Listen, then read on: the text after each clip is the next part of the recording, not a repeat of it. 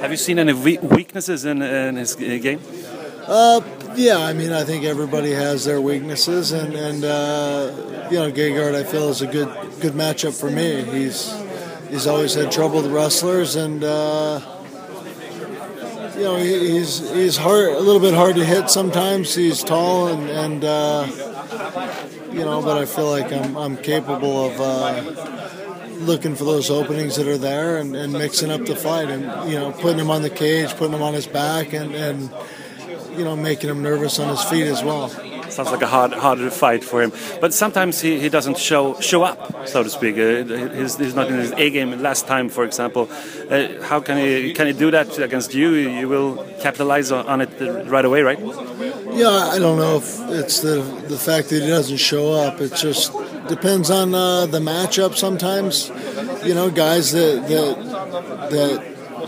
don't play his game, he has trouble with, and you know, obviously I'm not planning on fighting his fight. He has trouble with wrestlers that put him on his back, and you know, he has trouble with guys that pressure him quite a bit more too. So, you know, it's just a matter of making sure that I fight my fight, not his.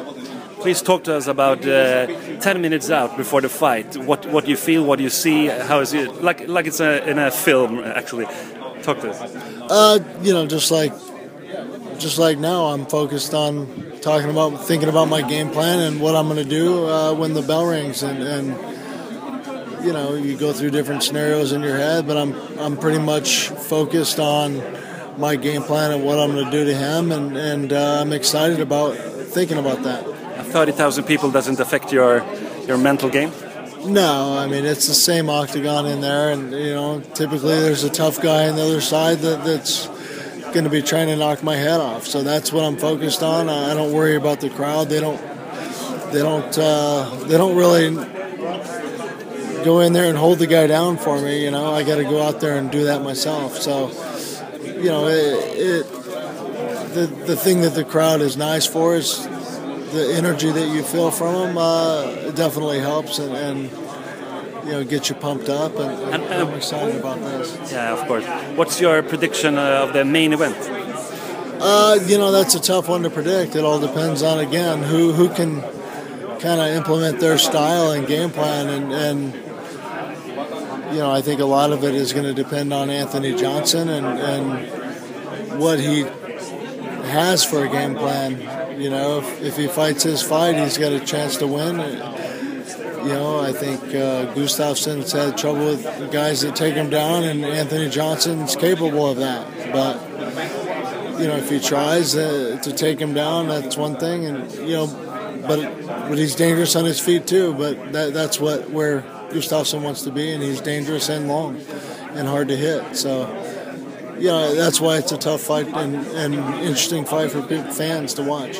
Don, speaking of your fight, what do you expect from Gegard Mousasi? We know, you know, Gegard's a pretty unpredictable guy, you know, considering his fights in the past, and he's a guy who's suffered with motivational problems. What kind of Gegard do you expect to see on Saturday night? Well, hopefully it's the best Gegard that we've all seen. You know, that's what's going to make for an exciting fight, and you know, I love fighting guys when they're at their best, and typically that's what happens when guys fight me. They come very well prepared, knowing that they're going to be in a battle, and you know, I'm excited about that. You know, I think it's a great matchup for me, style-wise, though, and I just got to make sure that I'm out there sticking to my game plan and fighting my fight. And without giving away too much, what is the game plan? Is it going to be, you know, take him down, or is it going to, you know, look for a couple of combos, that overhand right, that left hook? What are we going to see from Don Henderson?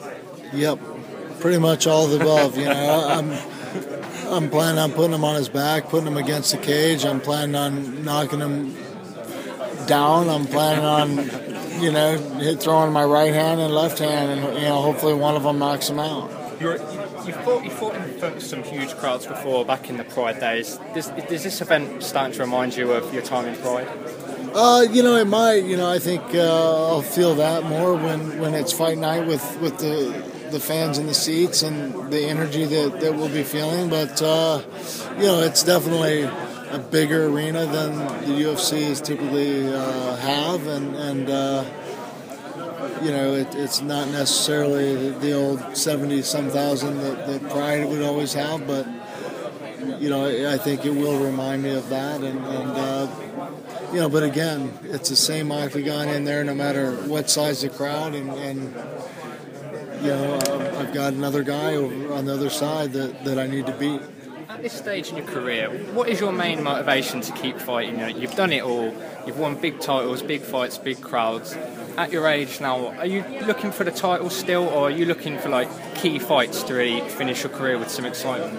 Well, obviously, a title would be nice, and that ultimately has been my goal for a while. And when you have a goal like that, it just doesn't go out of your mind. It's still there, but I know that I've got some work to do to get there, and I'm more than willing to do it, and feel like I'm more than capable to achieve that. And you also mentioned to me a couple of weeks ago, I had you on the show, on my show in Ireland, that you'd be interested possibly if you won this fight, fighting the winner of Anderson Silva and Nick Diaz. Yeah, I think that a rematch with Anderson Silva, not necessarily Nick Diaz, but Anderson Silva would be a fight that the fans have been asking for and wanted to see for a long time. I don't know how long it's been, but 7 years maybe that fans have been wanting to see a rematch, and that could be a good timing and a fight that fans would want to see and would really get excited about.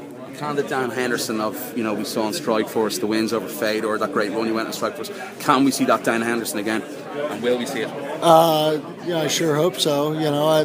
I feel as good as I did then, and my training camp has gone just as good or better than then, and I'm at a weight that I don't have to worry about pushing around so much size with my opponent. So I feel like I'm giving myself a better chance by being at middleweight, and now it's a matter of utilizing my skills and making sure that I'm implementing my game plan. You mentioned the weight there. Your last fight at light heavyweight, you weighed at 199. Obviously, this is at 185. You have a smaller frame than a lot of the 205ers. Much better weight for you? We'll see. Ask me that after Saturday, but it's been one of those things where I didn't feel like I needed to cut weight. I didn't feel small. I usually don't feel weak or small at light heavyweight, but after my last fight, I think I went back-to-back training camps without any break, and it just kind of ran down my body a little bit, and didn't allow me to kind of build my weight and strength back up, and I was a little small for that one. I felt it.